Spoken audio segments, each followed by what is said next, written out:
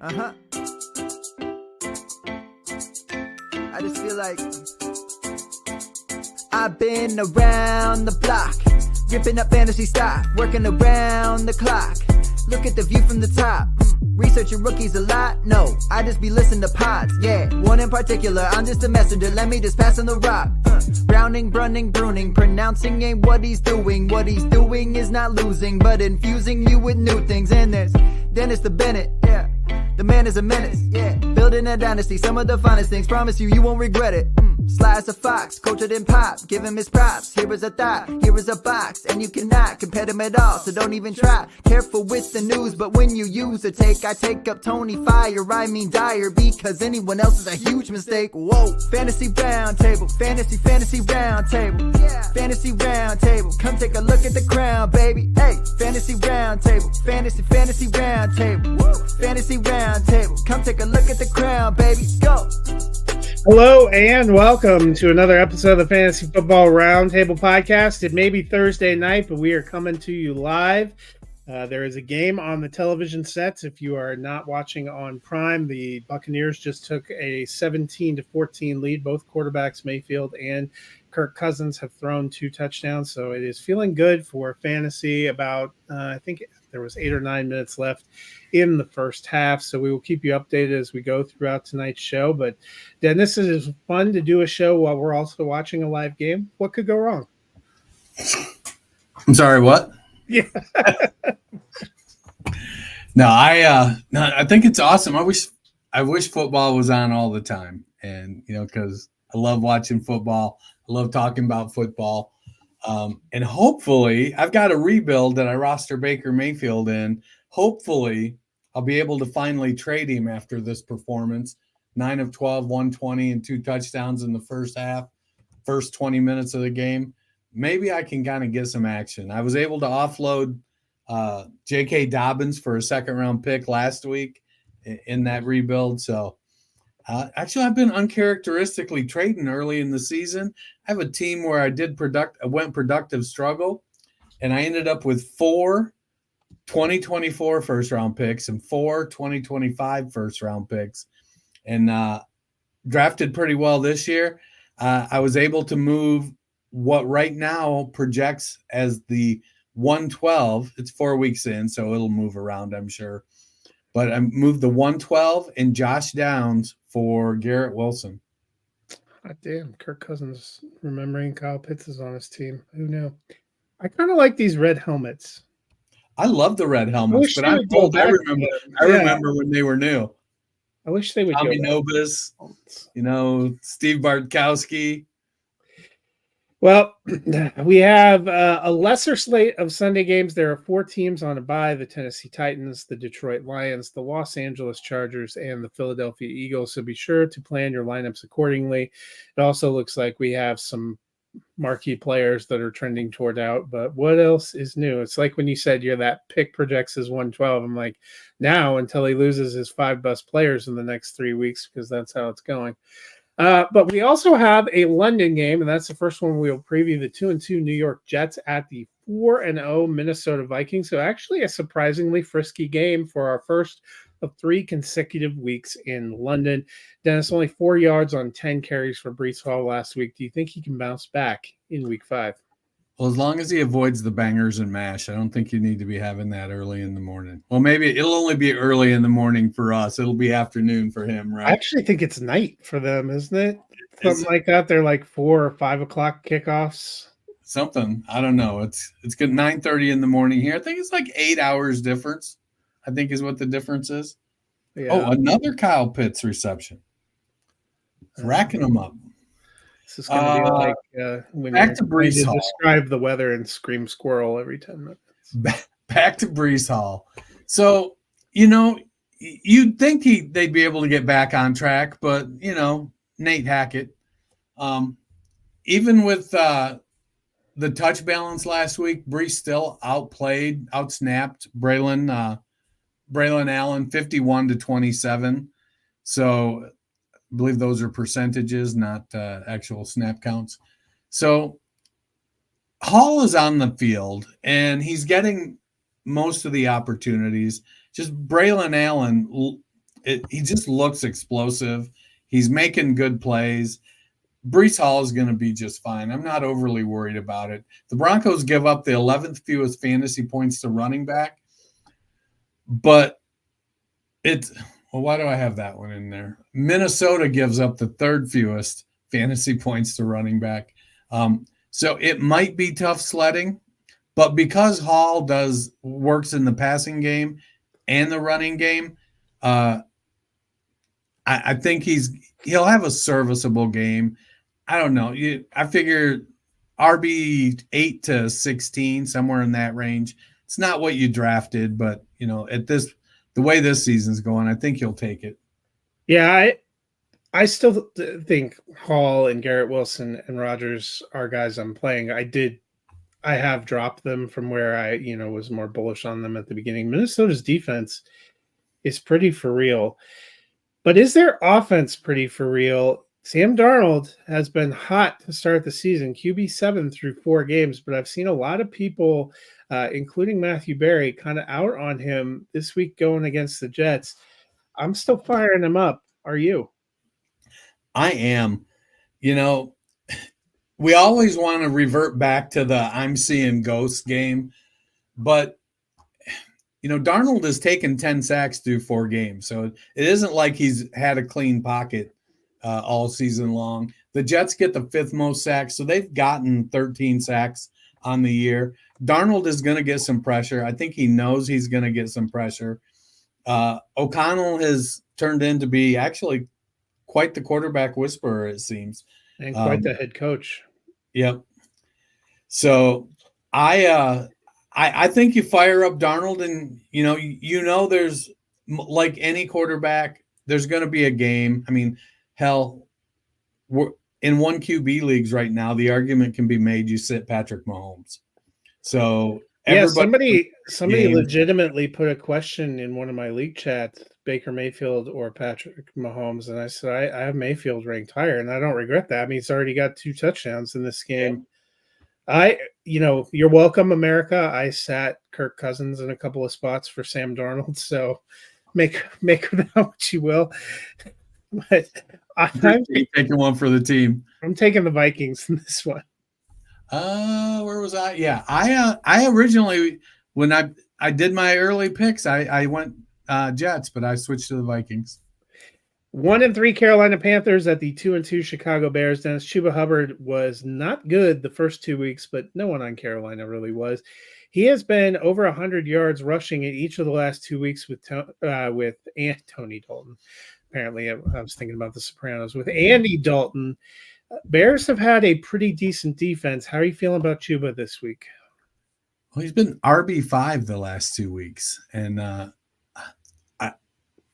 just a little foreshadowing. I'm picking the Bears, but if it had been at home, I think I would have switched it to Carolina. I still wouldn't have taken Carolina. I just think Dalton is getting a lot out of the team. And Chuba Hubbard is playing really, really well. I mean, hell, even Miles Sanders is contributing. The Bears give up the 9th most fantasy points to running backs. So I think Chuba is going to continue to produce. Is he going to be top 5? If I were a betting man, I would bet against that. But I think he could be top 15. Yeah, I have him in RB2 range. For the Bears, they have an embarrassment of riches in wide receiver, theoretically, on paper, with DJ Moore, Keenan Allen, and Rome Odunze. None of them are on the injury list, which is I think a first for the season. But we haven't exactly seen them lighting the world on fire. How are you ranking those receivers? It is very easily DJ Moore first. I think he's established as the one. He's getting the most targets. He's the most dynamic. Before Keenan Allen missed 2 games, he was clearly the wide receiver too.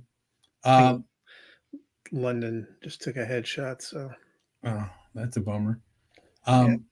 But with Keenan back or with Keenan out, Rome Odunze stepped up, but now Keenan is back.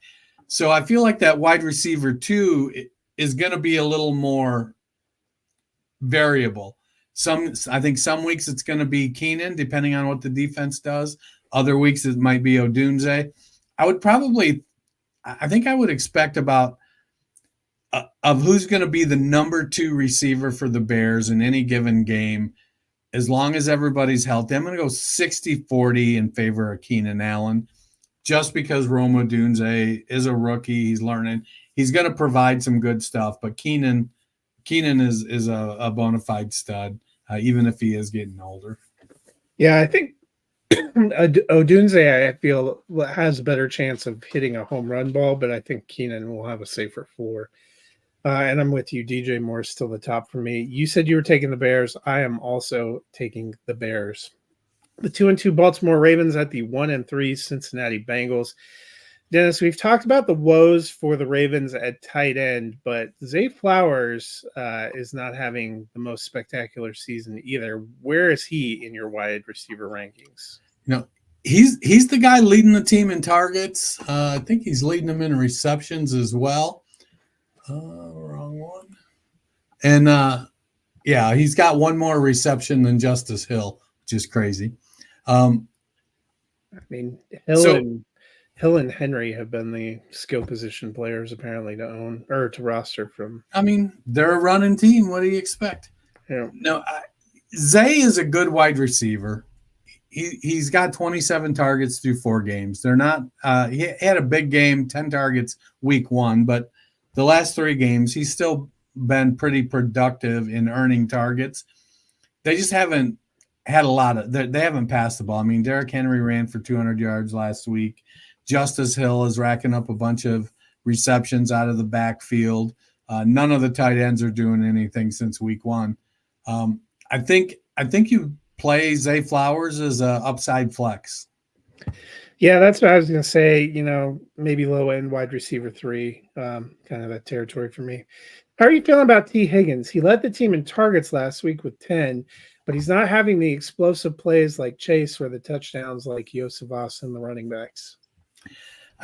He slid right back into his wide receiver 2 spot opposite Chase. I think he's going to be just fine. He'll produce big plays. You're not going to do it every play. Even Jamar Chase doesn't do it every play. So I'm not worried about it. I think Iosivas is the 3rd wide receiver.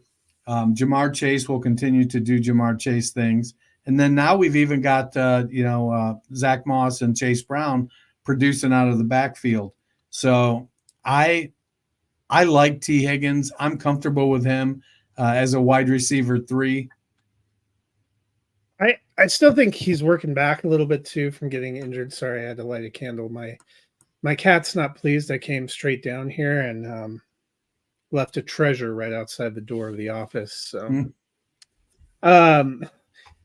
I still think he wants to have a good showing too. He's playing on that franchise tag. I think he'll get more and more. I'm still playing him. I was encouraged actually last week that he had the 10 targets. He caught 6 for 60, which wasn't terrible. I mean, just he would have gotten a touchdown. It would have been a spectacular day.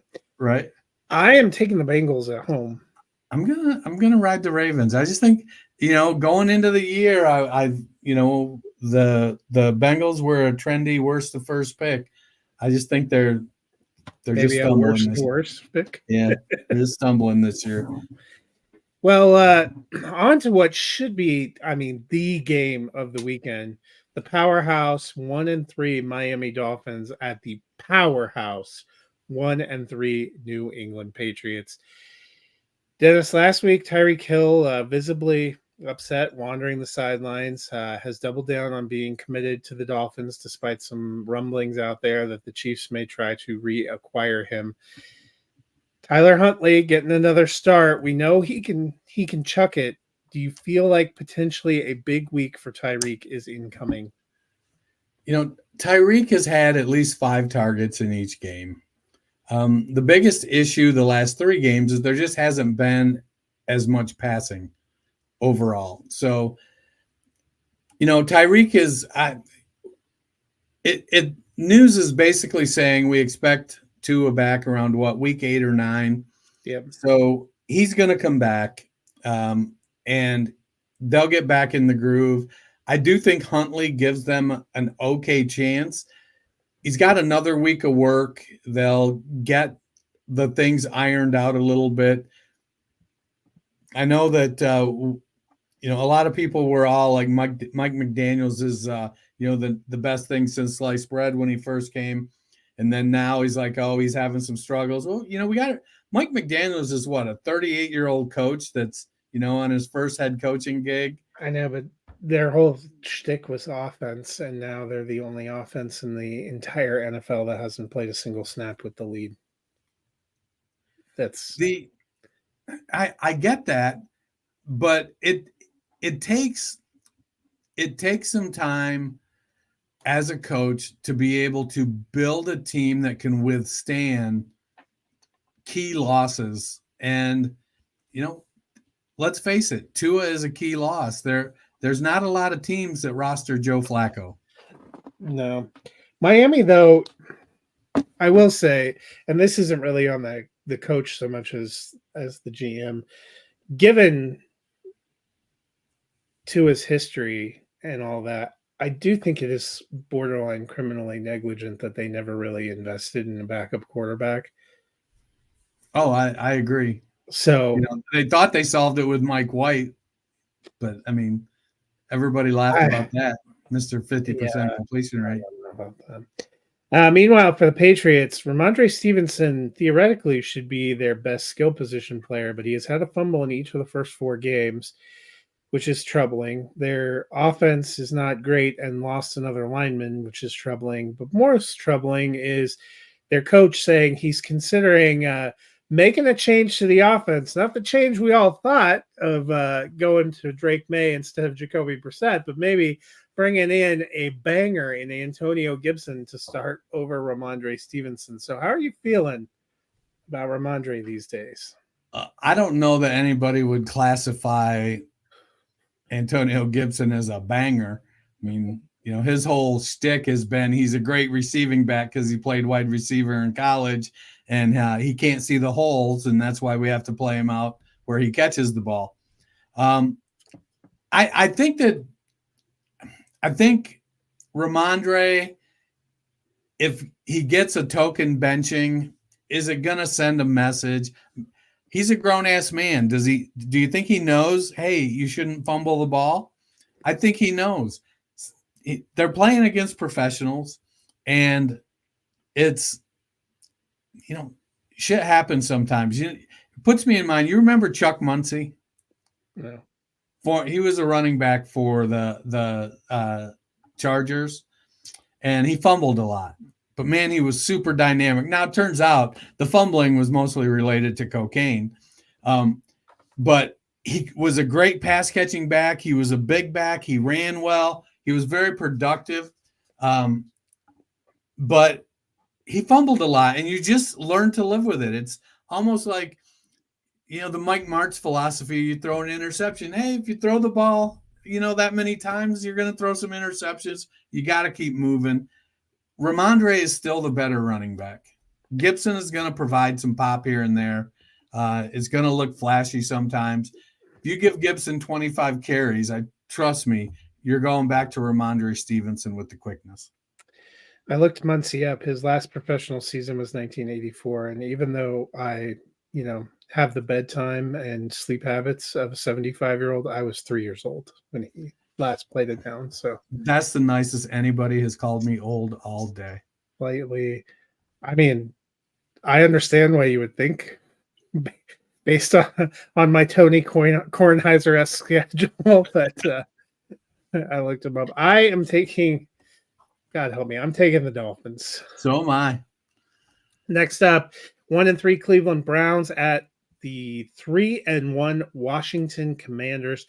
Dennis, we've made a lot of the up and down play of Amari Cooper, but Jerry Jeudy kind of quietly has been steady, not always flashy, but I will admit that he's been a little bit better than I expected. Not obviously the greatest Jerry Jeudy fan. He's sitting as wide receiver 32. He's averaging over 11 points a game. How are you feeling about Jerry Jeudy? I mean, look at us. Who would have thought we'd be sitting here talking about Jerry Jeudy not being the guy on the Cleveland Browns with the drops issue? I mean, his time is coming. Yeah, I'm sure. if history holds true. No, I think you ride Judy out. He's shockingly been the best receiver on the Browns, which heaven help us. Yeah, I think Amari Cooper is going to be just fine. At least I'm going to think that until he's not, and who knows? Like we've seen it with Brandon Cooks, he kind of dropped off. Cooper's a good wide receiver. It sucked last week that on the 82-yard touchdown pass, there was a phantom holding call on Nick Harris. That wasn't a good call. And they weren't even playing the Chiefs. It's hard to believe. But Judy's gonna, when given the chance, he's gonna produce some. For whatever reason, he just couldn't get it together consistently in Denver. And while we're only 4 games in, the change of scenery seems to have done him good. Yeah, I mean, I actually think he should be in their lineups, which that deeply pains me to say. I think the Browns are nothing but, another Baker Mayfield touchdown, this time to no one who's going to help you in fantasy. I can't even tell who that is. It's like wide receiver 17 on their team because McMillan and Palmer are out. Whoever 17 is. Sterling Shepard. Oh my God. Is that who it is? I think so. The only positive of this is the Sterling Shepard waiver wire bump for the week. I forgot he was still playing. I bet that is who it is. They just activated him this week, brought him up from the practice squad. Yeah, it's painful. I think the Browns have a lot of painful. I know Matt's never been a fan of Amari Cooper and has had to praise him. Now I'm eating my own crow with, but considering how uneven and poor their offense has been in general, he actually has been, it's probably even all the more impressive. I mean, to be fair, he probably just, if I stand next to a 600-pound guy, I looking like I'm fit. And that's kind of what Jerry Judy's doing right now.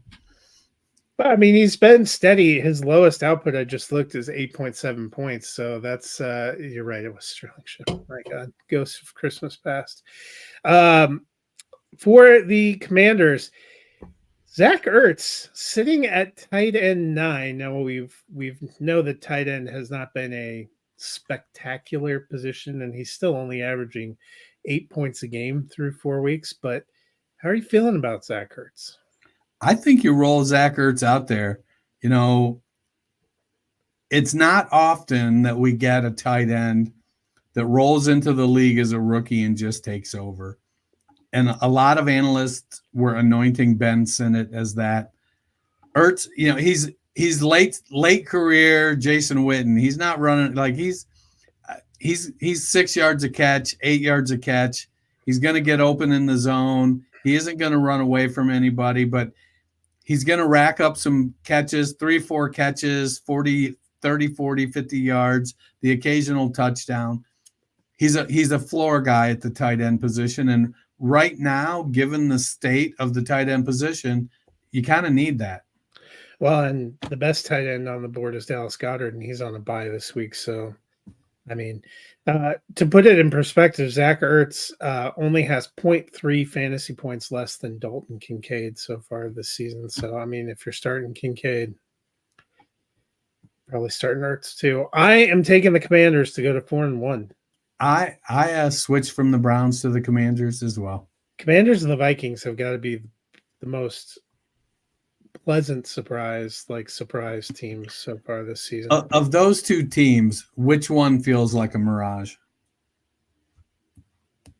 Actually, I'm going to say I don't think either of them feels like a mirage. I don't think the NFC East is good, and I think with better coaching, they've gotten more out of the players they have in Washington. And Minnesota, they brought in Brian Flores, and now in year 2 for him, I think they've fixed their defense, and they had spectacular. So here's the thing: like if Kirk Cousins hadn't left, we probably would have had Minnesota as a playoff team challenging the Lions. And this wouldn't have been that big of a step up. We just had major questions about Sam Darnold, and it turns out Kevin O'Connell is a pretty great coach, and might have had more to do with Kirk Cousins' last 2 years in Minnesota than we realized. Because Cousins, he's playing better in this game, but didn't get off to a spectacular start in his new surroundings. So, I probably, I guess if I had to pick which one I think has a better chance of being in the playoffs, I'd probably lean toward Minnesota because weird things can happen. But I actually think both those teams are good. Who knew? I feel like I would give Minnesota the edge. I feel like Brian Flores, the way he's coached up that defense, and the offenses, I think, are fairly even. But I would give the edge slightly based on Flores. Next up, we have the Indianapolis Colts at the Jacksonville Jaguars. So the Colts are 2-2. Jaguars the only winless team in the NFL. It doesn't stop being weird saying that. Jonathan Taylor missed practice again today. Need to watch the practice report tomorrow. He's officially listed as questionable. We've seen before he doesn't always have to practice to play. But if he does miss time, how do you feel about Trey Sermon? Who's the quarterback? Is it Flacco? Is it Richardson? Richardson is also logging limited practices. I originally thought we were going to get Flacco, but I switched in my rankings and went back to Anthony Richardson. And I think I'd feel better about Sermon if Flacco was the quarterback. I think it would provide a little more balance. But I think Sermon is a low-end running back 2 on volume, high-end running back 3 on potential volume. I don't know how much Tyler Goodson will cut into that. Will they activate somebody else? If Richardson's there, then it wouldn't surprise me if Sermon leads the backs and carries with 8. Yeah. I mean, I'm hoping to see Jonathan Taylor. A sneaky thing to remember is that going back a few years, the Colts have had dreadful luck and performance against the Jaguars. So even though the Jaguars are not good, that gives me pause. Speaking of the Jaguars, Evan Ingram back to practicing.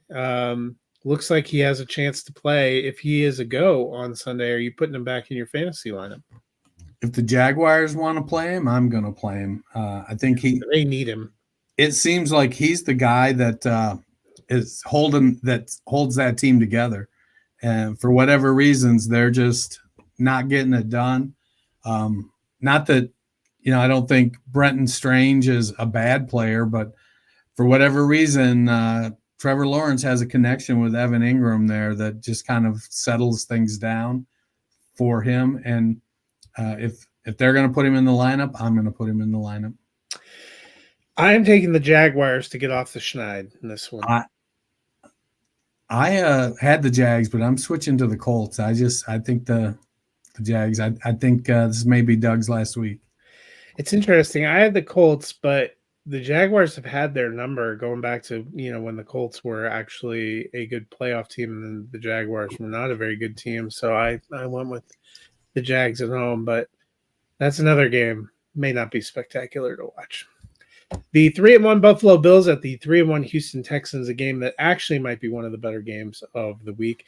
Dennis, running backs have fared fairly well against the Texans this season. How are you feeling about James Cook? Well, the Texans actually give up the 10th fewest fantasy points to running backs and the second fewest receptions to running backs.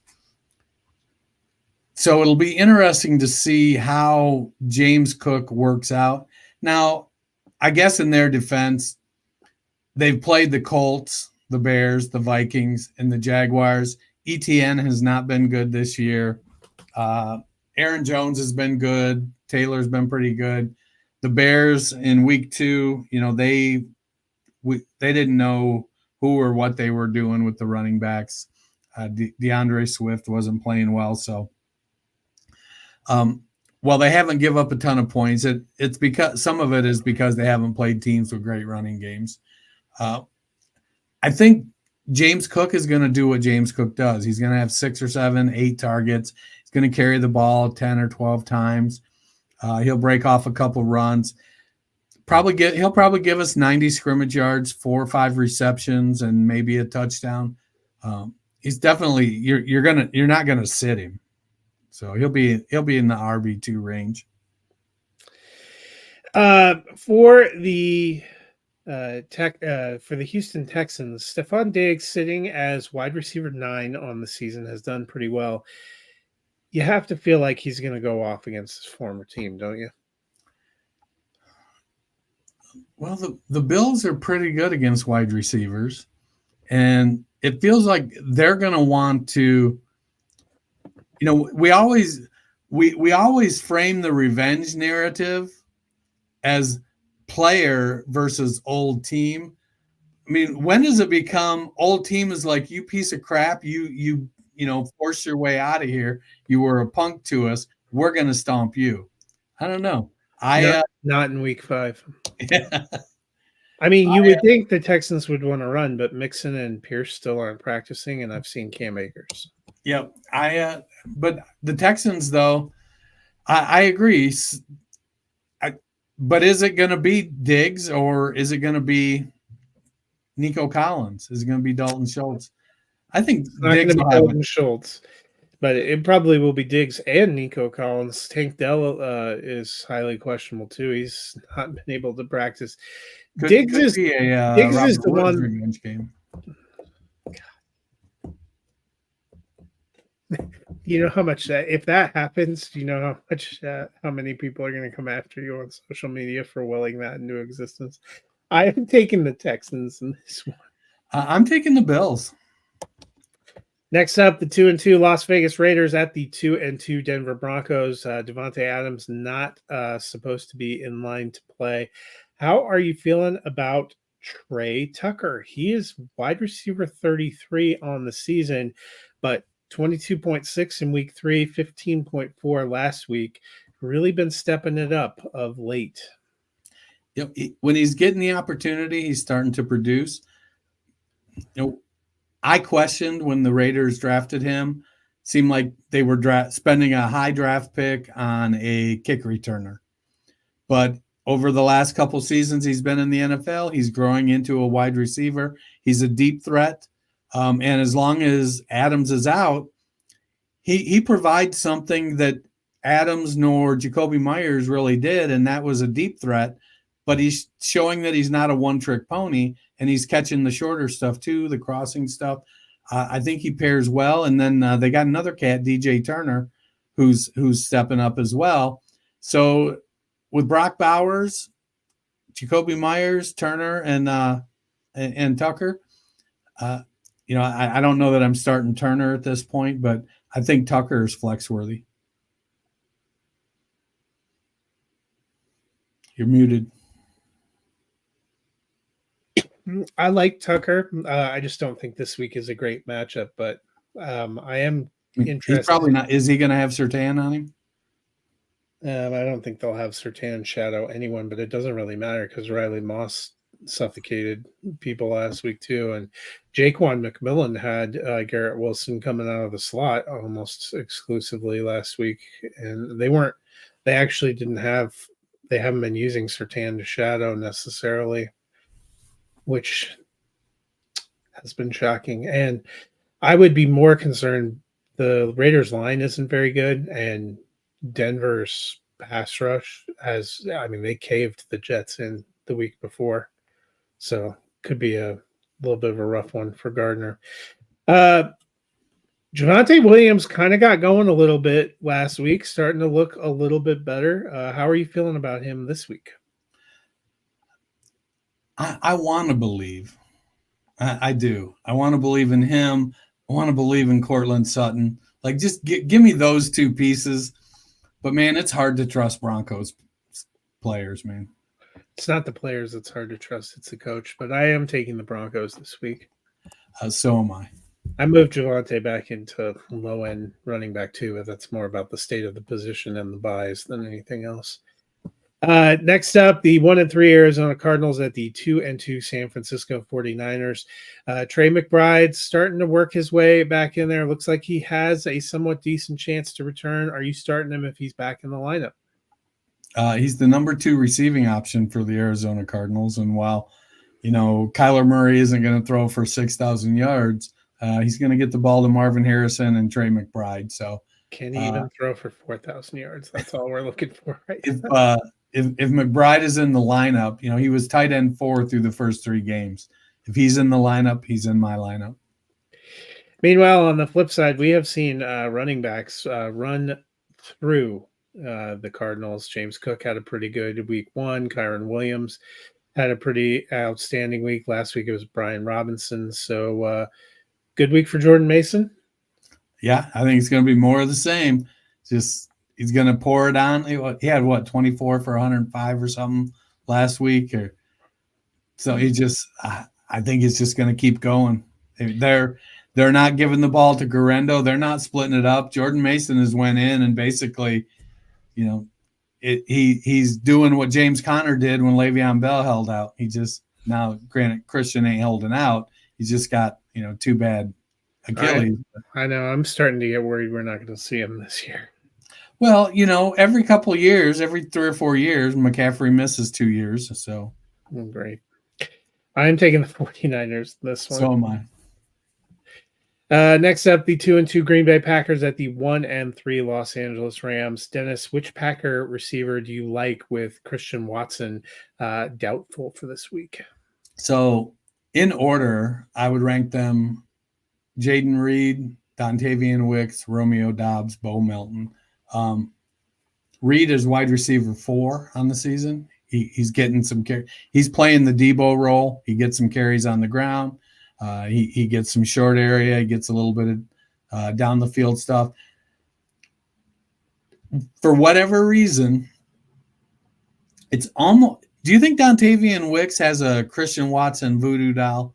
Because that's just the only thing in his way. Because whenever Wicks is in the lineup, dude is putting up numbers.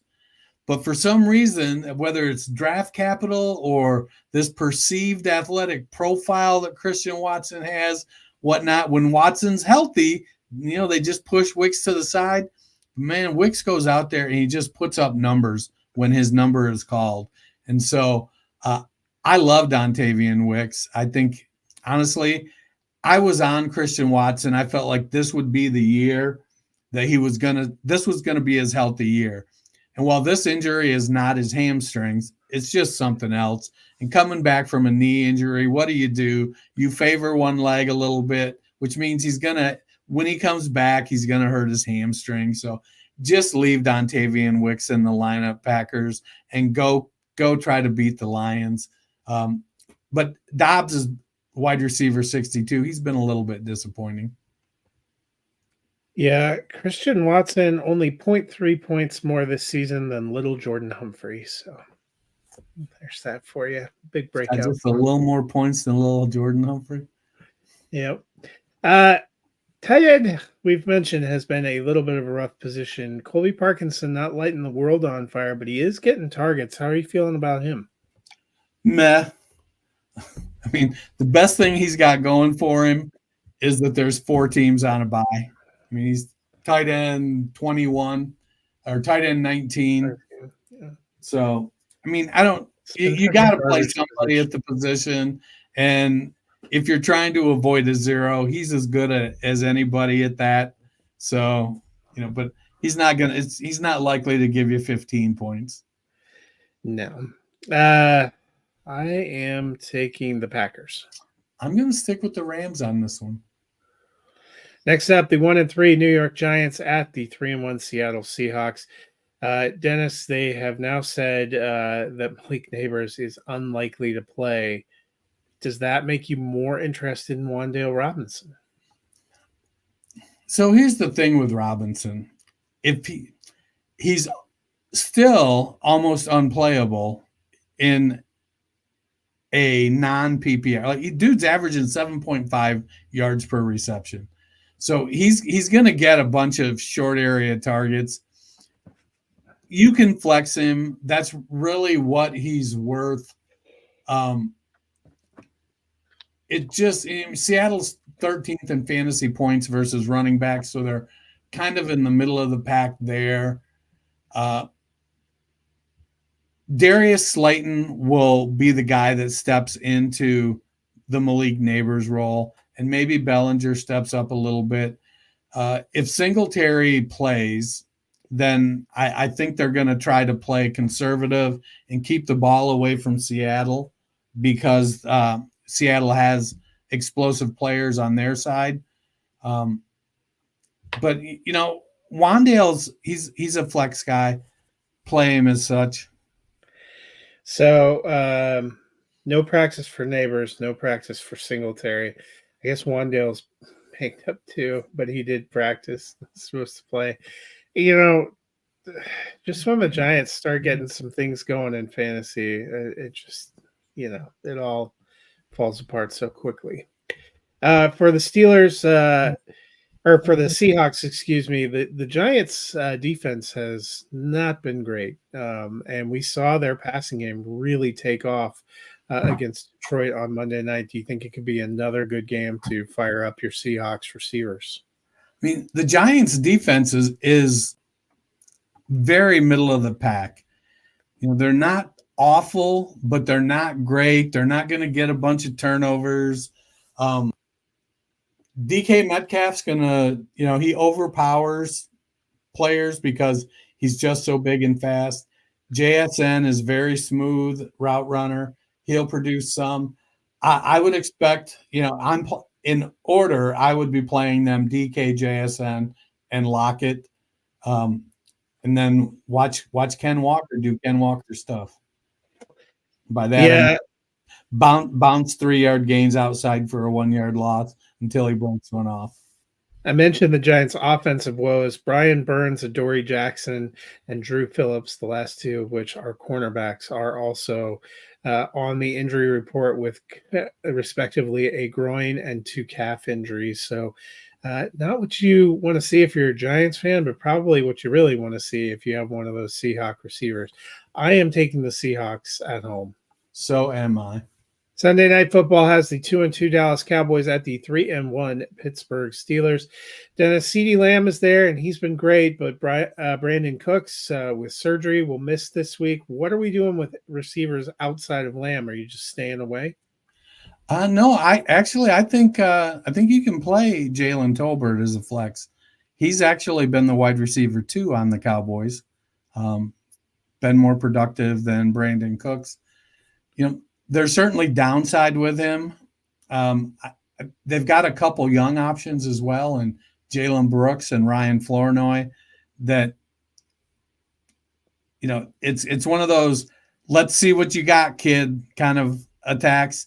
They're not likely to get many targets, but if they get 1 or 2 targets and they make something happen, then you may see Dak go, okay, well, let me try this again. And next thing you know, they've got 4 or 5 or 6 targets because they made something happen. CeeDee Lamb is the way to go. In a pinch, flex Tolbert. Meanwhile, for the Steelers, that Cowboys defense, DeMarcus Lawrence went on injured reserve. Micah Parsons is officially doubtful, and Trayvon Diggs has an injured ankle and is highly questionable. Could this be another big game for Justin Fields? I think so. The Cowboys give up the 6th most rushing yards to quarterbacks and the 3rd most rushing touchdowns to quarterbacks. And while Justin is trying to be a better passer, he does what he does. Pickens is going to go get his, especially if Diggs is banged up. I think their other cornerback's pretty good, but Pickens will get his. Pat Freiermuth has been playing well. They've got the monster Darnell Washington. I think it'll come down to Justin Fields running. If Fields can run the ball well and pass just well enough to keep him off balance, then Najee Harris may be able to do a little bit as well, especially with Lawrence and Parsons out. I like the opportunity for Fields. I think at some point, doesn't Tomlin have to say, we're winning games. Justin's our quarterback until he's not our quarterback. Quit asking me. Mike Tomlin just said, hold my beer somewhere. I'm taking the Steelers in this one. So am I. It's another one that I switched. Next up, we have Monday Night Football. That is the 2-2 New Orleans Saints at the 4-0 Kansas City Chiefs. Dennis, Derek Carr was QB1 after 2 weeks where the Saints put up 40-plus points in each. He's come back to earth quite a bit as the Saints offense has the last couple of weeks. Now sitting at QB15 on the season, one spot ahead of Patrick Mahomes, who he's playing. But the Chiefs defense has actually held some quarterbacks down a little bit in games they've played. How are you feeling about Derek Carr? It's going to be a tough one for him. It's a division game, and those are always tough. And let's face it, even when Carr was producing in games 1 and 2, it wasn't like he was throwing the ball 40 times to get those numbers. It was hyper efficiency that was producing those big fantasy numbers. He did. He came back down to earth, 9.1 and 9 points in the last 2 weeks. So I'm not, he's a QB2. Play him for what he is. Yeah, I agree. Yeah, a QB2 and still not a bad super flex option, although I'm not sure this is going to be a super high scoring Monday night game. Meanwhile, for the Chiefs, last week they activated Kareem Hunt, and wouldn't you know that he was the only back they seem to have eyes for there for a big bulk of the game. Is he the running back that you want to play in Kansas City? I think it's a gamble with Pacheco out. And if I had to play one, it seems like Hunt is the guy. But you know what? We're a week away from CEH coming back now too. And he's the RB2 there. Maybe Hunt makes some noise. I think the Carson Steele experiment is over. Samaje Perine is who Samaje Perine is. Perine did get the touchdown last week. Hunt was getting like all the work, and then which feels like justice because I feel like Hunt used to vulture those touchdowns from Nick Chubb. He did, that bastard. I'm not starting any Chiefs running back with any kind of confidence whatsoever. Yeah, I agree. It's kind of, if you needed them, Hunt would be the one that I would choose to flex. But I wouldn't be shocked if this is a little bit of a lower scoring game because Kansas City's defense is pretty good. Saints defense has been pretty good at times. I am taking the Chiefs in this one to go to 5-0. So am I. I feel like my picks were solid in terms of they're going to be correct, but they were also painful in terms of this is not the life I want. That'll do it for us for week 5. We will be back on Tuesday looking back at all of the games, including the recap of tonight. Just started the third quarter in Atlanta. If you were watching that game, it's 24-17 in favor of the Buccaneers, who have the ball and are driving again. So you know what this means? This is a good game Thursday night. It means the next 3 weeks are going to be awful Thursday night games. Well, next week is the 49ers and the Seahawks. So I think they gave them a better schedule. Too many points being scored tonight. They're going to be awful. Dennis, if the people don't have fun outings to go to like you tomorrow and they just need something to fill their time, what can they do? Well, what I would do is I would go to my favorite podcast platform, hit that search bar, type in the Fantasy Football Roundtable podcast, give us a subscribe, give us a download, like us, leave a rating and a review. But you're right. Me and the wife are going to see Tom Segura tomorrow. So I appreciate everybody letting us come on a day early. And I have a hot Sam's Club date with my wife. So a hot dog and large box store discounts. So. You and I lead different lives. This is why he thought I was watching football in the 70s. Starting to think I was too. Anyway, on that somber note, whatever keeps you young, man. Whatever keeps you young. We will call it a day. Enjoy the rest of Thursday night football, and we will see you guys on Tuesday.